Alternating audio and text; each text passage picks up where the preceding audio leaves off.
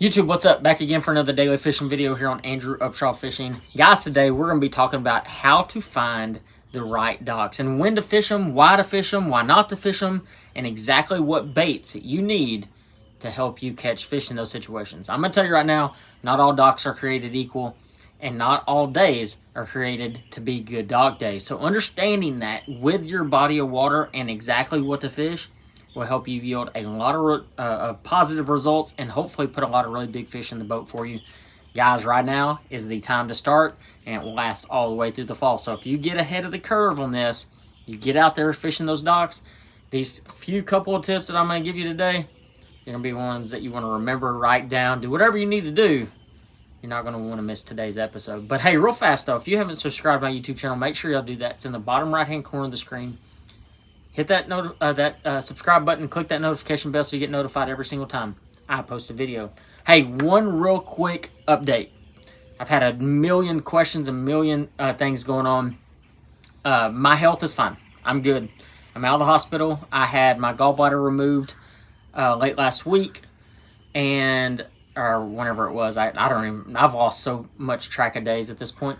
But I had my gallbladder removed. I had some complications from the surgery. They kept me 3 additional days in the hospital. But I'm good now. I'm recovering. I'm packing up right now, getting ready to go to Eufaula. And honestly, I was sitting there thinking, I was like, you know what? Today's a good day to talk about docks and how to fish boat docks to catch more bass. So we're going to get into that. I wish I had the fishing boat docks hat, but I don't have one. But let's talk about docks. How do you find the right docks? What do you look for and all those things? Those are all questions I get all the time. And I'm going to tell you guys, I don't care what lake you're on. If there's a bunch of boat docks, there's a bunch of bass underneath them. So this is going to help you catch a lot of fish. So let's break it down. How to find the right dock. That's a big question, right? Well, the number one question there is how to find the right one. I break it down into about 5 different categories when it's all said and done. The very first thing that I look for is old docks. I want to find the ones that are 20, 30, 40 years old, the ones that are all broken down, dilapidated, wood, all that kind of stuff. And the reason is A, they've been there a long time, so bass are comfortable with them. B, if they've been there for that long, 9 times out of 10, there's been wood wedged under them. There's been brush piles dropped on them at some point. There's grass growing out of the floats or off underneath it. I mean, there's always something going on those docks. And they just attract more fish. They've been there a while. The fish are used to them. They use them. So those are number one. I mean, if I'm running down the lake and I see a really old dock, it's really hard for me not to just go over there and fish it just real fast. Secondly, I look for boats. Oh my gosh. I'm boat watching. I'm trying to jump people's holes. That's exactly what I'm not doing, though. What I am doing, though, is I'm trying to figure out, especially when I'm practicing for tournaments, if I'm running down the lake and, man, every time I look up, there's a boat going down this one stretch of docks. Well, guess what stretch of docks I'm not going to fish? That one right there. Because I've seen a boat on it every single time I've gone by it. Those docks are getting a lot of pressure, and therefore the fish are getting a lot of pressure. So I'm going to try to find docks that people aren't fishing. Now, when you do that, you're going to run into something. What that is it's going to be, sometimes you're going to be fishing docks that aren't ideal depth range, or they're going to be new docks in some situations, or they're going to be on an ugly looking bank. Maybe it's just a straight sand bank or rock, not a rock bank, but like a clay bank, or, there's no depth change. It's just a really ugly dock. Those are the ones I like. I like the ones that everybody is dismissing and overlooking. You're not going to catch them off every one of those docks, but 9 times out of 10, if you fish enough of them, you'll find a stretch that nobody's fishing, and you'll be able to catch bass off of them. The number 3 thing that I look for on docks is when it comes to depth. If we're in the summertime, especially like midsummer and it's really, really hot, one thing I might be looking for is deeper docks, ones that are on channel swings, that have a lot more depth to them, that have a point sticking out underneath them. That is a really big deal. On the flip side of that, sometimes you want the really shallow docks, especially as it eases into the fall, the lakes start turning over and things like that. You want to find the docks that are in a little bit shallower water because those fish want to sit up a little bit, so they want to find those shallow docks. They get a little bit more cover. so on and so forth. So you just have to pay attention to the time of year and what you're actually looking for. Now, another big key is finding brush on docks. The only problem with finding brush on docks is our electronics has gotten so good. My Lowrance side scan, I can go scan a section of docks and I can be like, okay, that dock, and that dock have all the brush and none of the other ones do. Well, we all know from fishing long enough that the more brush piles you hit, the more chances you are to catch fish. Now, are they going to be the tournament winning fish? Not necessarily. And do you have to have brush on docks to catch fish? Absolutely not. Because they're using the dock more so for shade, and the shade of the dock is the cover. You don't necessarily have to have additional cover on top of the cover that's already there. Now, it does help. It does make it easier sometimes, and it helps you kind of pinpoint where the fish are. But it isn't necessarily something you have to have. And now the last but not least thing that I look for is bait. I want to find docks that have a lot of bait on them. And you can do that in two different ways. You can either go side scan them, and you'll see the bait on side imaging. Or you can use Active Target 2. Now, Active Target 2 takes a little bit more time because you got to stop, put your troll motor down, and you got to scan around and see. But you can find docks that are alive. And what I mean by that is not all docks are created equal. We talked about that. Some are better than others, and fish use some better than others. Well, a dock that is alive is when you scan up under that dock, you just see just a ton of stuff going on. You can see some shad over here, a school of bluegill, 2 or 3 bass, maybe a catfish on the bottom. You're seeing activity everywhere. That's what we call a live dock. Now, there's a lot of docks that you'll pull up to, and you'll scan all the way across there, and you won't see anything. And you're like, okay, that's definitely not where I want to be. Now, sometimes you'll catch bass off of those because it'll be laid up on the bottom or something. But 9 times out of 10, those fish aren't on those docks. I want ones that are alive. So those are the 5 things that I look for when I'm looking for the right docks. Now, when it comes to baits, guys, I could sit here all day and tell you the baits that I use to catch fish off docks. Truly. From Wackery Dochos to Texas rigs to jigs to swim baits to topwaters to chatterbaits, everything, literally. But when it comes to this time of year, and that's what we're really focused on here, is the summertime going into the fall, is I'm going to tell you there's a couple baits that I like to keep on my deck. Namely, the very first one, I like to catch big ones. And I don't know anybody that doesn't like to catch big ones, but I like to fish a jig. A jig is a money bait when it comes to fishing boat docks. And the jig it skips easier, it's more efficient. You ask any of the really big skippers back, from back in the day, whether it be Brian Thrift, Matt Airy, all those guys from the Carolinas, basically, Andy Montgomery, they're going to tell you when they go skipping a jig. Now, when it comes to skipping a jig, I rig my jig 2 different ways. This is a Strike King structure jig. Strike King makes a skipping jig that was designed by Andy Montgomery. But for me, and guys, everybody's different. Okay, nobody has the right answer. Nobody has the exact science down. That's silly stuff. But for me, I use a Strike King structure jig. This was designed by Denny Brar. He designed this jig to be fish really deep, okay?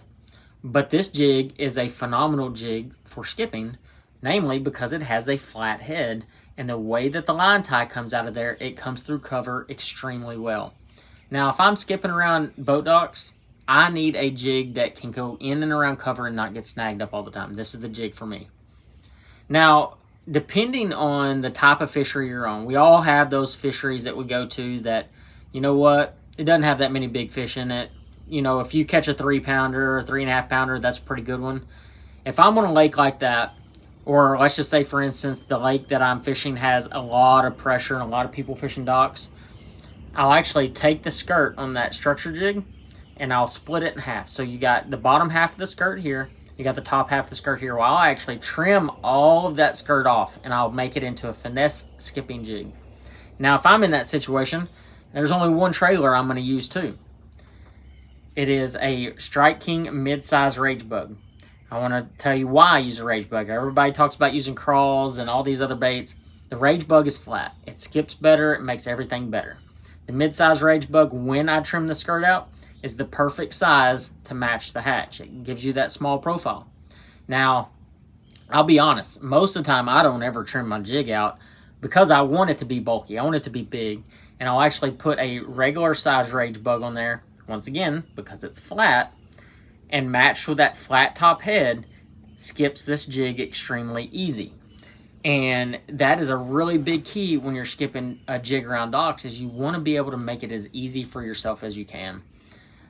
You know, when it comes to reels, I have a lot of people ask me, like, how do you learn how to skip? Well, if you've never done it before, Lose makes a really good reel. It's actually a skipping reel, and it's made to only hold about 30, 40, 50 yards of line, depending on line size.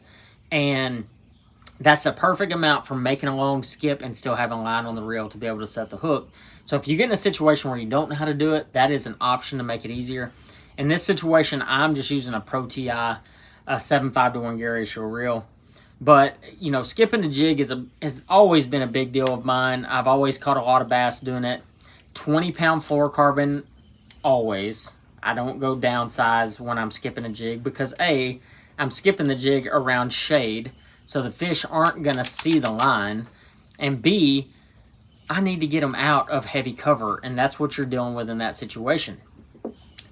So one other bait offering that I'll talk about, and like I said, guys, I could talk about baits all day long, and, you know, I could tell you all the baits that I flip, but in this situation, I'm going to keep it real simple. The other bait I flip is just a mid-size rage bug on a Texas rig. Once again, the most basic bait that there is, but fishing this, especially on the shallower sides of the docks, the front sides of the docks, fishing it through the brush is a big deal. The cool thing about the rage bug is it gives you a really small profile. If you look up under them docks, you can really decide what size bait to fish. So if you see up under the docks, especially in clear water reservoirs, you can look at the size of the bluegill. If the bluegill are really big, that big jig is going to be the bait you want to throw. But if the bluegill are all little baby ones, that's when you want to go to that mid-size rage bug. The cool thing about Texas rigging it, though, is you can do a lot of different things with it. You can swim it. You can fish it on the bottom. Everybody's so funny. I swear, I've had so many people on my boat, and they'll watch me fish a rage bug, and they're like, man, you're swimming that thing a lot. Well, you don't have to fish it on the bottom. You know, the thing is when it's reeling through the water, it looks just like a bluegill. So flip it out there, let it go to the bottom, work it a little bit, and then just reel it in real slow. Maybe shake your rod a little bit, and you'll get a lot of extra bites. But it'd shock you how many extra bass you'll catch by flipping that small Texas rig. One other thing I was going to talk to you about is rod size. And what I'm trying to do today is really just answer a lot of questions that I get when it comes to this particular technique. But finding the right rod size is maybe his most important part that there is to skipping docks. And that is finding the one that's going to fit when you roll cast. You're not hitting the water surface with the rod tip or something like that. You want to have enough of a gap. So the shorter you are, the shorter the rod you're going to need. The taller you are, the longer the rod you're going to need. And Lou's made it really easy. They actually make a skipping lineup. I want to say Andy Montgomery actually designed it. Yeah, Andy designed it. And it has easily become one of my favorite rod lines ever. We make it a 7-1 in it, and we make a 6-9. Both of them heavy action, which you need, but they both have a little bit of tip to be able to load that bait up and make that skip. That 6-9, I throw my buzz bait on that. I skip lighter baits. I do all kinds of stuff with it. It's one of my favorite rods. But the 7-1 is one I got this year, and I was kind of skeptical about it because I already used the jig worm rod, which is a 7-2. But this one actually has a little bit more tip than that one does. And it allows you to catch a lot of fish and skip a bait really far under there. It's super, super lightweight. It has the right length of handle so you're not hitting yourself when you're making that skip. Finding the right equipment that fits your style, though, is maybe one of the most important parts. Now, I will say this. This is a true story. Before Lou's came out with these rod lines, I think I was using an old Demiki rod at one point that Brian Thrift designed. It was a 6-9 heavy action. And I'm going to tell you, it's hard to find a 6-9 heavy in any rod line. It's just a really odd size to find. And that's what makes that Lou's so special is they finally came out with that 6-9 heavy, and it is just an easy rod to skip and flip around with. It's a fun rod. It's become one of my favorite ones that I had. But But find the right equipment, find the right boat docks, and you'll find a lot of success out on the water right now. Guys, I'm dead serious here. If you have any questions, comment them below. I'll try to answer any and all questions when it comes to skipping docks, how you can be more efficient at it, what you need to look for, even more in depth than I've already gone. And I'll see you on the next video.